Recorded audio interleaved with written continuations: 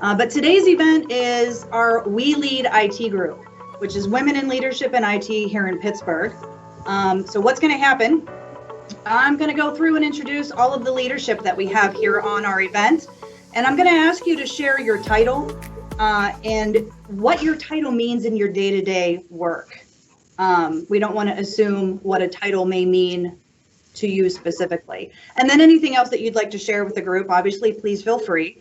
Once I have everybody introduced, I'm then going to go through and ask a lot of questions that came from our audience. Now, in the audience today, we do have students that are in school, students that are about to graduate. We have females that are early on in their careers, like 1 to 2 years of experience.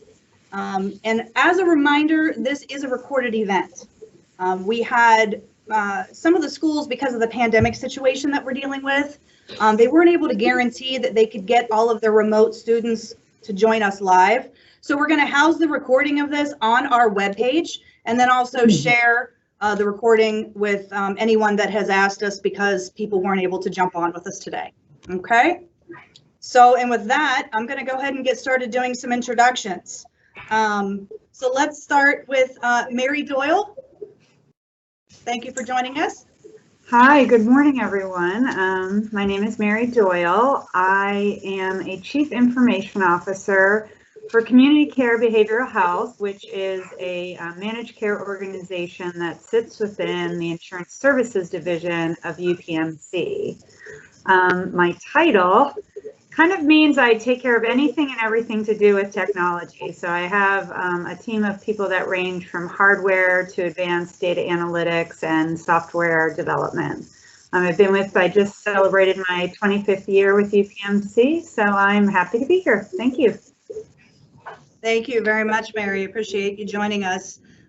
Next, Sherry Buggy. Hi, my name is Sherry Buggy, and I work with Omnicell. I'm a manager with their Omnicell One analytics platform. We work with hospitals across the United States, installing an analytics package. It's hosted on AWS, and it's primarily for pharmacies. So the pharmacies use the analytic tools to understand their supply chain of medications. Thank you. Again, thanks for joining us as well. Jane Blumker, we have you next. Okay, hello. Can you hear me now? We can, thank you. Okay, great. Hey, my name is Jane Blumker. My title is Director of IT Customer Service for Howmet Aerospace. Within the IT department, my team does manage all levels of employee support, Pittsburgh office, hardware, software, ServiceNow, which is our tool to use to manage support issues and our assets. I also have the project management office and the back office, which is invoice validation and payment. So there's a lot in that title. Pittsburgh is where our headquarters are right now. However, my team is located globally. We're in Tennessee, Connecticut, Michigan, Florida, Texas, Ohio, Italy, Costa Rica, Portugal, India, and Hungary. So it's everywhere. And our company's global as well. The team interacts with everybody, every employee, from shop floor employees, it's a manufacturing firm, all the way to legal department, procurement, any employee we deal with.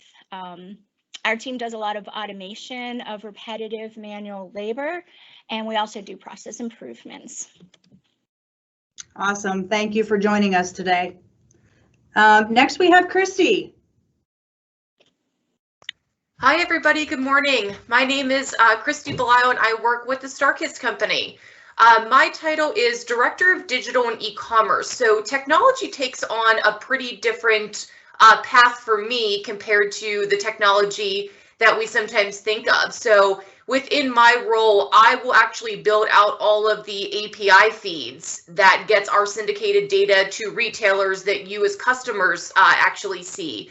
I will do all of the API feeds to our website. I will manage all of the back-end technology as it relates to what the consumer sees when they go on Amazon. And I will also oversee everything with the website in terms of widget creation, iframes, anything like that that you see all falls directly under me and my team. Awesome. Thank you. Let's see. Next we have Beth.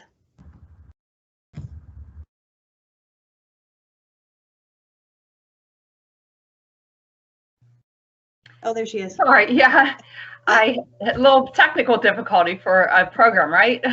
I am my name is Beth Savage. I am the DCOI, which stands for Director of Clinical and Operational Informatics for UPMC at St. Margaret.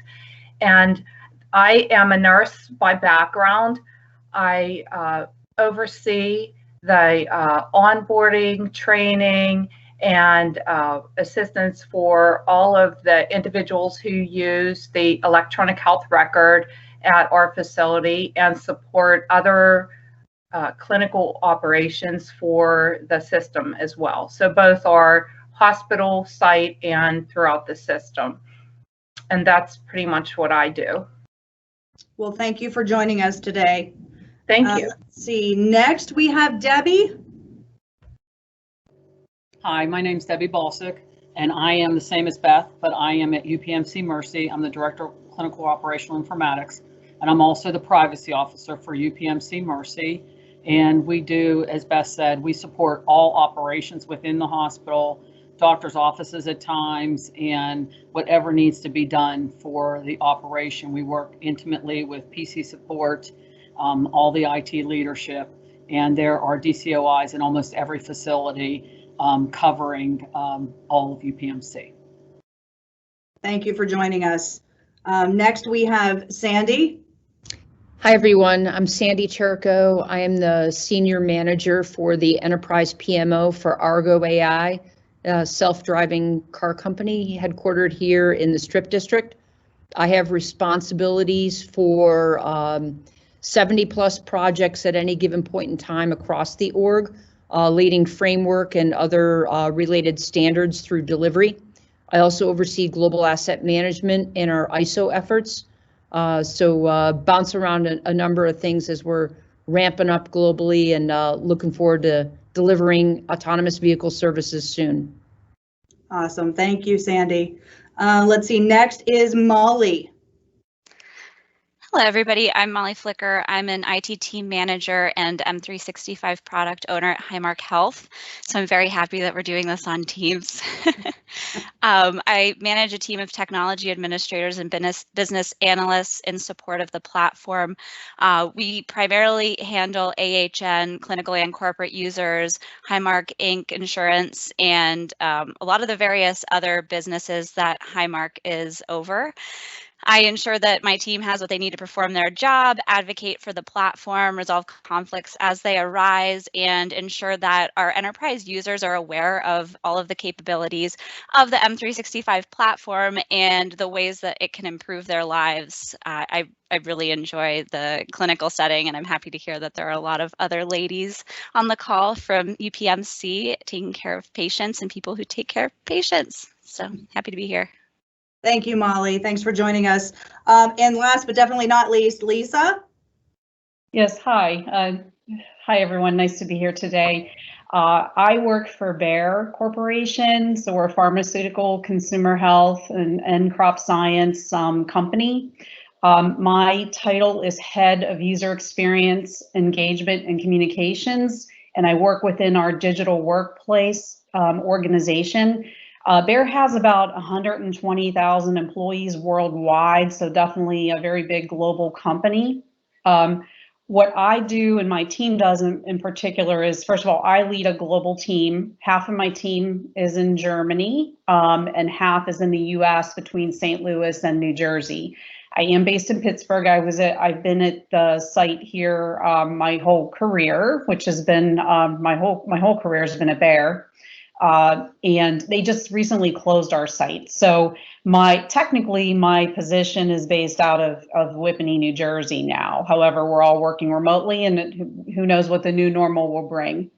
What we do in my team and my organization is we're responsible for all the Microsoft tools that all the employees use within the company. So Molly, we have a little bit of things in common with Office 365, and I'm also happy we're using Teams because my team is responsible for making sure the employee experience is a good one, and people are adopting the technology across all the different countries as we continue to upgrade and bring new technologies to employees and really improve their experience so that they can do their jobs better. So, every person has different roles, and that, we want to make sure that their internal use of tools and collaboration, which is extremely important, is with ease and enjoyment.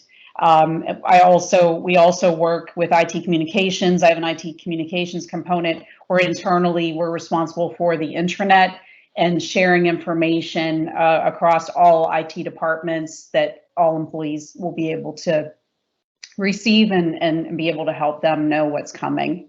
So thank you for having me. Yeah, no, awesome. Thank you, Lisa. So next, we'll get started on these questions. So question number one, I'm actually going to direct this to Sherry.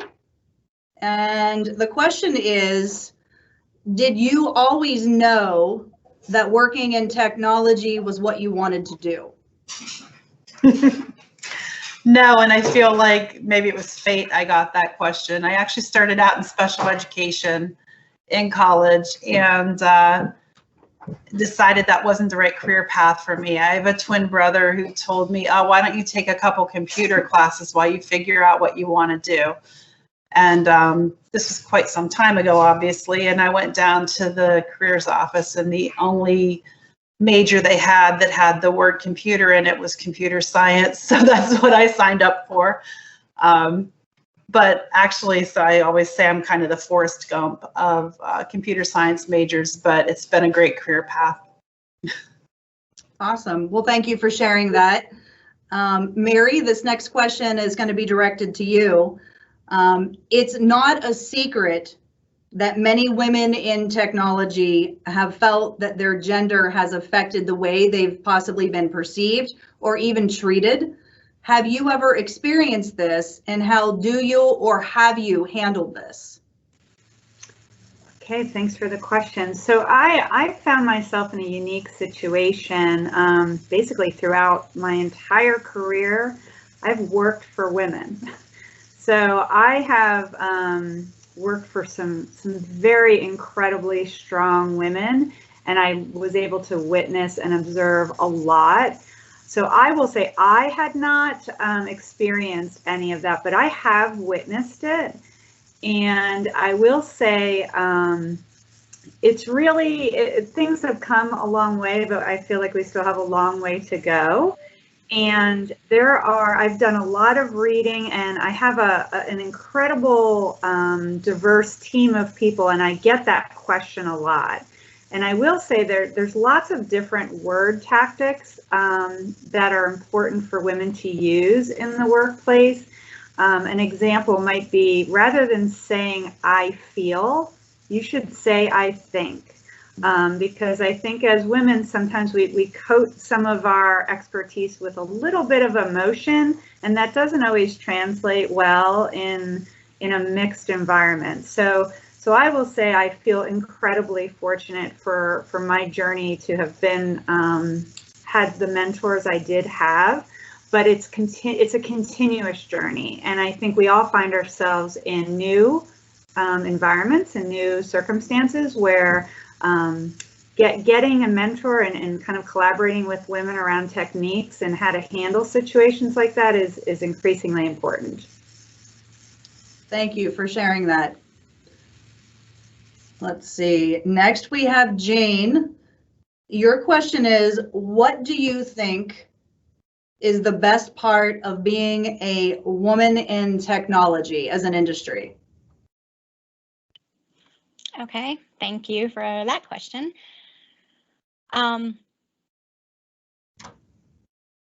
So for being a woman in the tech industry, I mean, I just really love diversity, right? And it comes in all different forms. It's just not gender or race, but it's also experiences and cultures from all the different countries. As I told you at the beginning, I work with a lot of different people around the globe, and everybody brings a different perspective.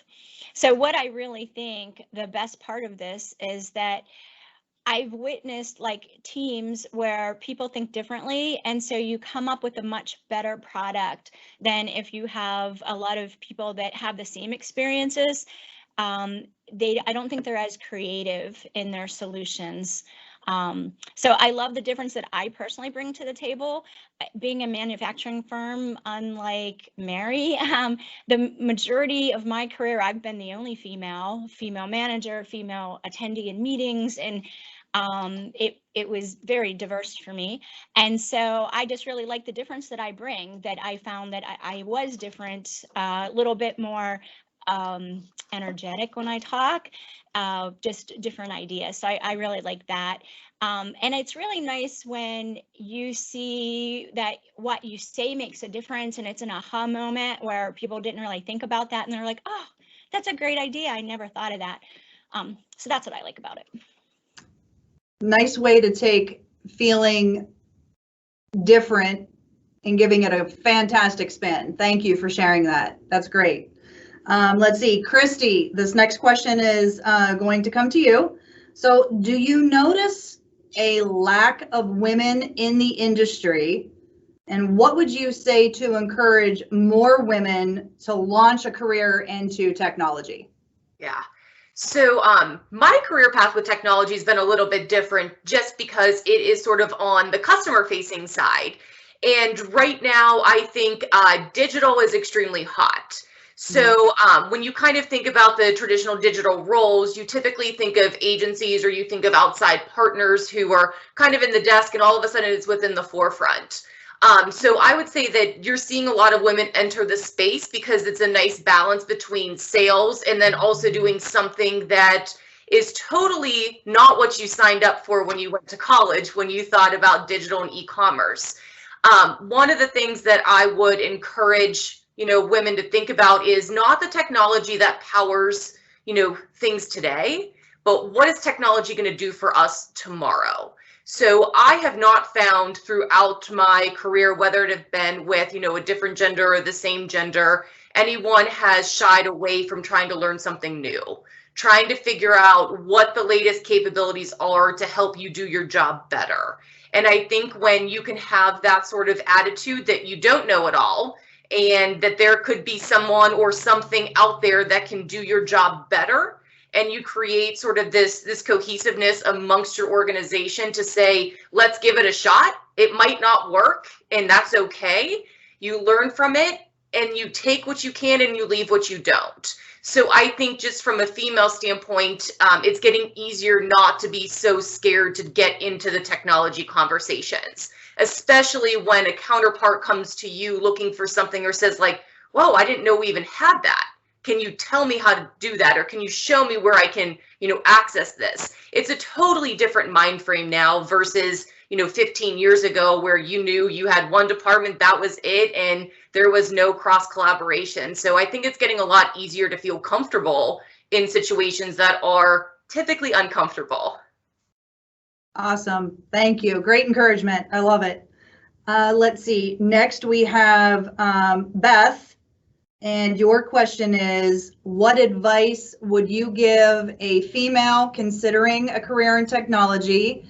And along with that, what is something that you wish you would have known earlier on in your career that would have helped you? This is a great question. Thanks. I'm glad I got this.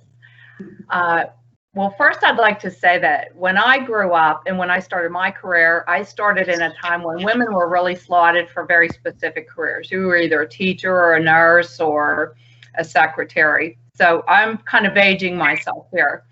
But one of the things that women have the opportunity to do now is really anything. So the advice I would give is follow your passion. If you want to get into something, really find the niche that you love and get into that.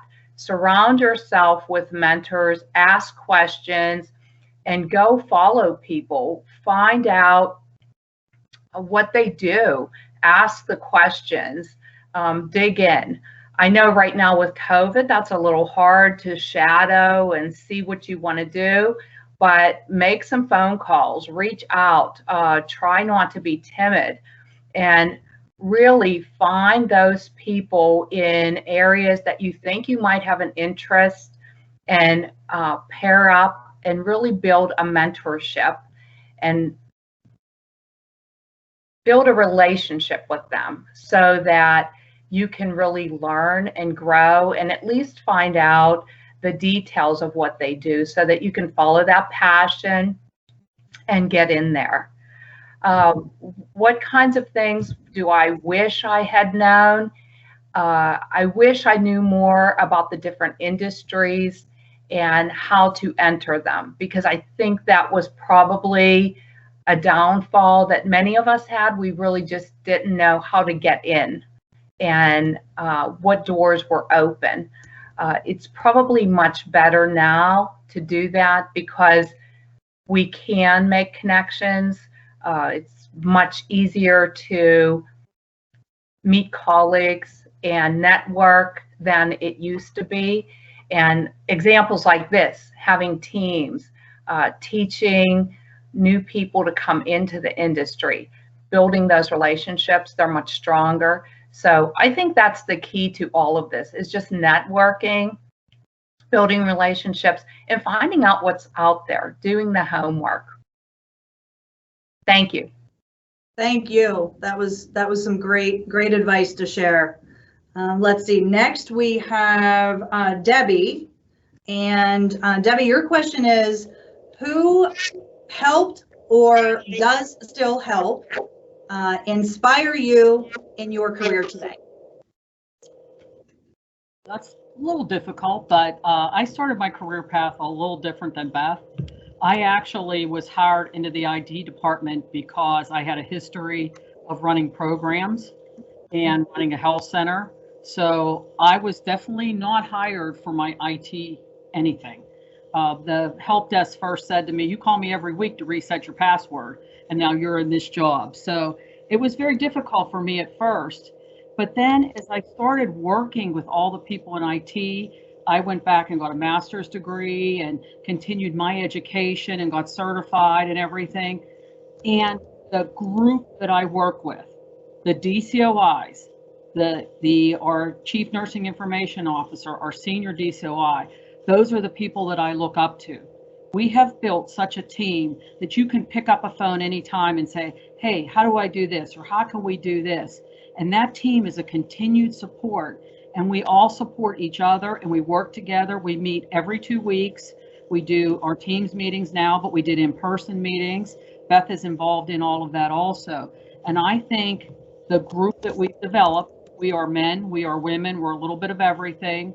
And then we do an urban meeting every month with all from the CIO down. So we have this working task that continues to work. And I think they give me my inspiration because they're always throwing different things at us. Like with the pandemic, telemedicine was the thing that jumped in on everybody. And we all just learned all of that together.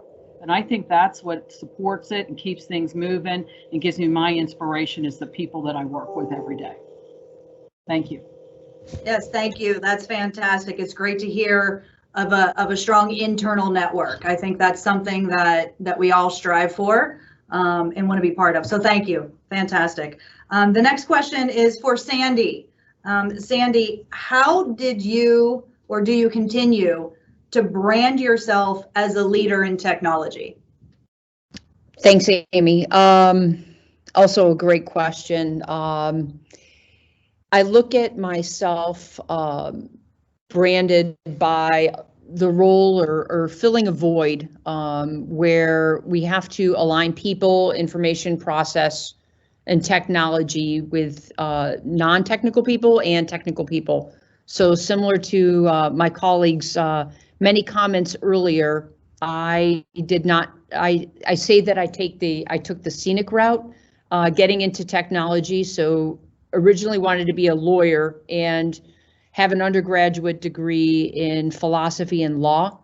But through my career in various organizations and functions, found myself continuing to gravitate towards technology. It's not going away, it's continuing to mature. We have to embrace it. So I focused on my passions and my key strengths with delivery of projects, working with non-technical people and technical people to, if you will, translate between the two.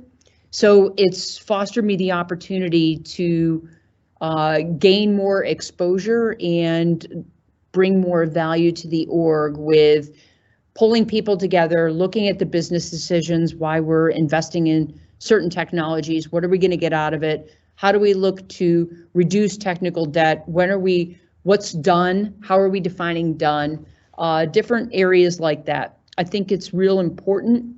I want to add in there that when we talk about focusing on women in technology, it's not just necessarily technical roles. There are a growing number of women and opportunities in non-tech roles in tech companies as well.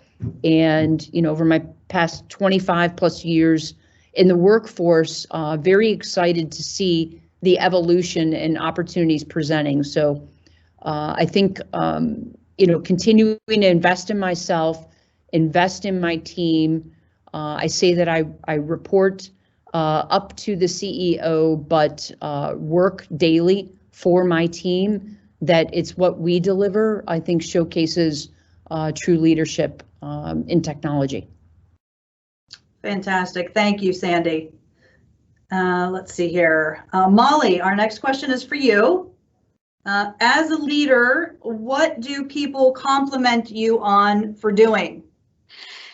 That's kind of a funny question. So I typically really try to deflect compliments and avoid that to an extent. Try to put my team in the spotlight, which I think might be kind of one of the key components of actually being a leader. As far as my team, they seem to really appreciate that I genuinely care about their well-being. I take the time to understand what their day-to-day work entails, to learn their challenges, make sure that I know how to support them. And I also step up to the plate to help them with all the grunt work. Like this past Christmas, I think quite a few of my staff had new babies and one of them was supposed to be on call. So I jumped in and took that on-call opportunity and said, hey, I have a dog, just go enjoy yourself.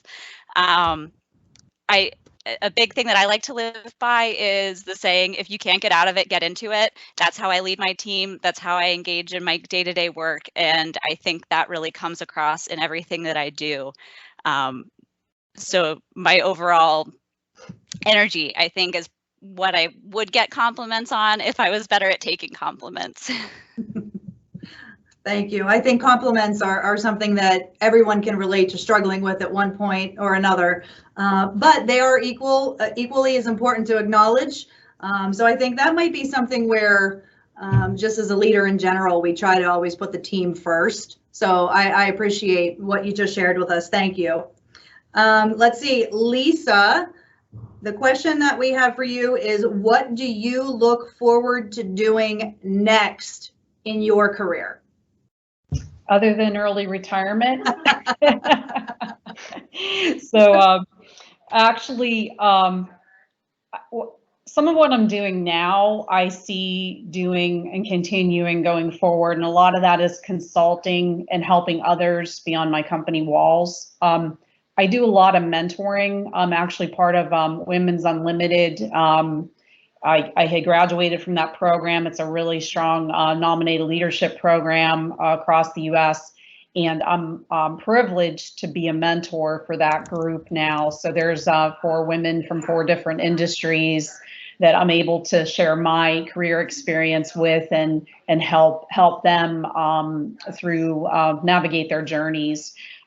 So from my personal perspective, I really like helping others to find their way. So I do a lot of mentoring, and I think a lot of the experiences I've had in IT and at Bear help me to help others, especially in a global environment. I also will be started serving on an advisory board for virtual reality technology. Someone reached out to me because they wanted someone from life sciences. So the thing I think is really cool is having the experience I've had in IT and the different types of jobs I've had. I have a broad perspective of things, so I'm able to bring up a perspective that maybe others don't, to help and to give that feedback as to how certain technologies may land with employees or in the industry. So that's really what I'm looking forward to doing next, is to continue to expand my outreach and even community outreach and be able to share and help others. Fantastic. Thank you. I appreciate your answer. Yeah. So we do have 2 more questions. Let's see. This one, Mary, do you mind if I ask you a second question? Nope, go right ahead. Okay. So how can you position yourself for opportunities that will show the value around the work that you do day to day? Okay, that's a great question, and it's one I will say I get a lot from various members of my team. So as with anything, we tend to reflect back on our own experiences and how that worked for us. So my advice is really, don't be afraid to just raise your hand and get involved. So, there's lots of opportunity. I giggle because I think back to some of the things I did in my career, and it was like, if you need the kitchen cleaned, I'll clean the kitchen. Whatever it needed to happen, we would do it, because there's always a learning opportunity there. So I think, going and, when you're employed, asking for additional projects, asking how you can get involved in maybe things that are a little different from what you're doing. Wherever there's a need, if you raise your hand and say you're willing to help, you're willing to learn, it just opens up doors. So not only does it allow you to create and expand your network, it definitely gives you insight to, well, I worked on that project and I loved it, or I didn't love it, which is also something, that's insightful to you. So I really recommend just not being afraid, just, volunteer, step in, lean in, and get involved. Awesome. Thank you. I appreciate your answer. So this last question is going to kind of go out to the whole panel. No one in particular, but if you've got something that you want to share, please do. The question is, what is your favorite book that has helped you in your career, and maybe a quick reason why it helped you?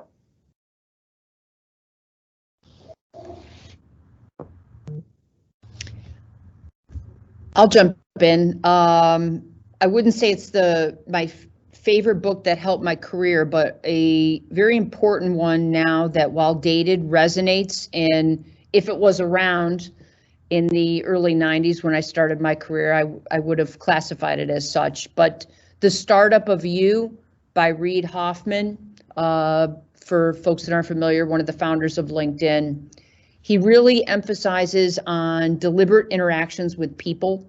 So I think folks that either hone in on specific technical or other disciplines, doesn't matter, engineering, finance, accounting, whatever education path you may take in school.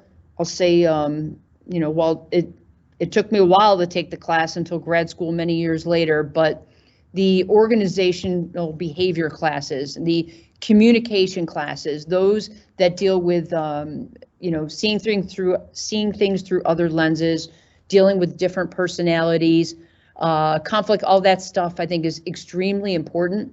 And the book also focuses heavy on building up your own brand and how do you further differentiate yourself in a very competitive world.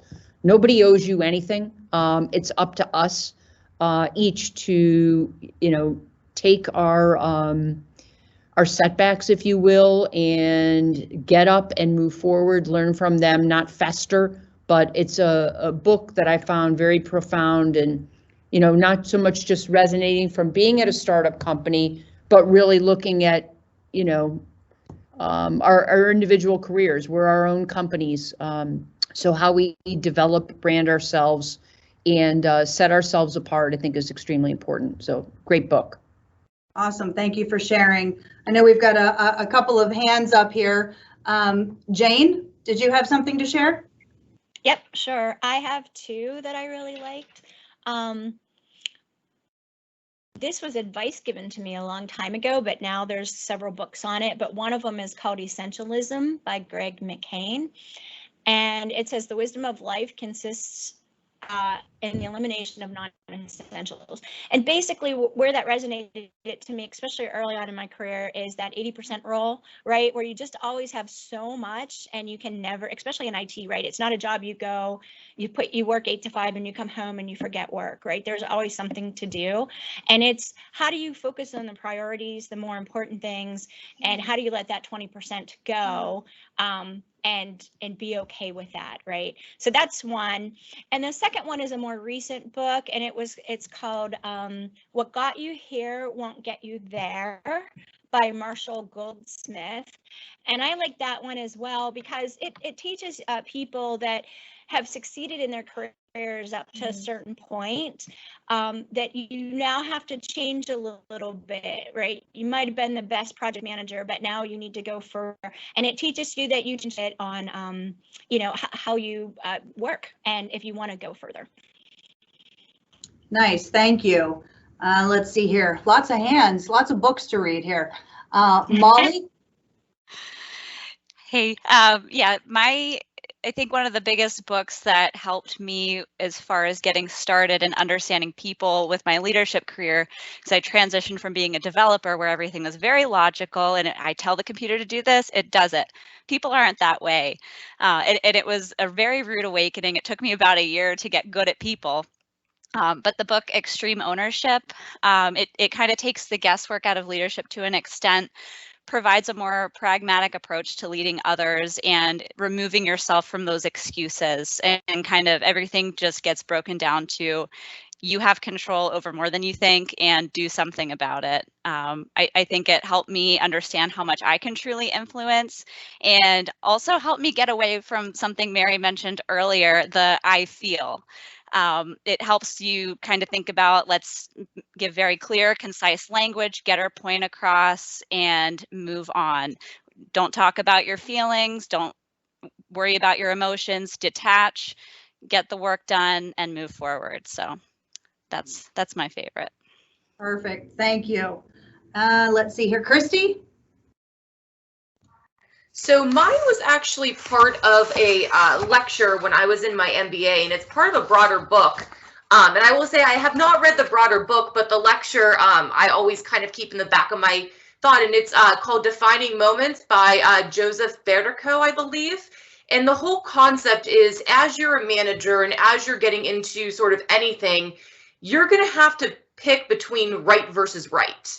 Because if you take a step back and you really think about anything in the entire world, there are two right versus right sides. There's nothing that I think we could say is wrong versus wrong. So it's understanding and putting things into perspective of when you look at both sides, what is right, and what's going to do the least amount of harm. It's understanding that there are some rights that we have as people that we have to always pay attention to. And there are things that we have to kind of make decision-wise to say, you know, what's going to cause the least amount of harm? If this was on the newspaper, what would it be? You know, if my direct family was impacted, how would I want them to be treated? And it's a whole series of thoughts to really make you take a step back and say, when you're making a decision, it doesn't matter if it's in life or with your management team, you know, what are the consequences and which right could be the right now? Awesome, thank you. Let's see, I think we have two more. Sherry? So I was going to say years ago, what helped me and when I was starting my career was an old book called Who Moved My Cheese? That was a long time ago, but I would say that overall that's a good message still. There's a couple other ones. There's some books by Dan Heath. I think it's called Switch and Upstream. Those are great books. I like Brene Brown, Daring Greatly. There's probably a long list, but for the 20-minute read for a good amount of advice, I like To Move My Cheese. Yeah, I second that. For those of you who don't know me, I have 5 children. They're all girls, and I have 2 of them that are bound for technology and or design engineering, and I have made them at the high school level read that book and memorize its message. So absolutely worth the 20 minutes. And they even have the video, so you can just Google it and watch the video. But great advice, thank you. And Mary, you have something as well? Yeah, so I read this a while ago, but I find it still comes back. The book is Think Like a Freak. It's by Levitt and Dubner. And the reason I just keep coming back to it is it really does present many real world vignettes that challenge you to really think differently, think creatively. You will have a ton of aha moments as it's related to maybe unconscious bias with some of the vignettes. So, in looking current events, all of that's what's happening across the nation. A lot of the vignettes really helped me look at, okay, wait, there's a problem, there's a situation. Don't react, don't respond too quickly. Take time to kind of think of it from all angles. So I found it has helped me become a much better critical thinker, much less reactionary, and really just a better person in general, and just being able to look at situations from very different perspectives. Awesome, thank you. I love the variety that we're getting from all of you ladies. Jane, you put your hand up. Did you have something else? Just one more quick one. When Christy went, she used the word lecture, and I'd be so remiss if I didn't say Randy Pausch is the last lecture from CMU, Pittsburgh. It was just an awesome book with lots of good lessons that are applicable to work. So that's one I need to add. Awesome, thank you. I appreciate it. All right. So I don't see any more hands up. So I think we've shared everything. Ladies, this has been wonderful. I'd like to just take a minute and thank you, because as leaders in your day-to-day, I know that you're all very busy. I think it's fantastic that we've gathered to share some insight, advice, direction, whatever you want to call it, with some of the upcoming generations that are going to come into IT. So from VACO, thank you very much. I'm going to speak on behalf of the ladies in the audience. Thank you for everything you've shared. And I look forward to continuing this. So stay tuned for updates about our next list of speakers for the panel. And keep those questions coming. If you are in the audience, feel free to keep emailing me questions and we'll keep it going. But thank you, everybody. Stay safe and have a great day. Thank you. Thank you. Thank Bye. you. Bye.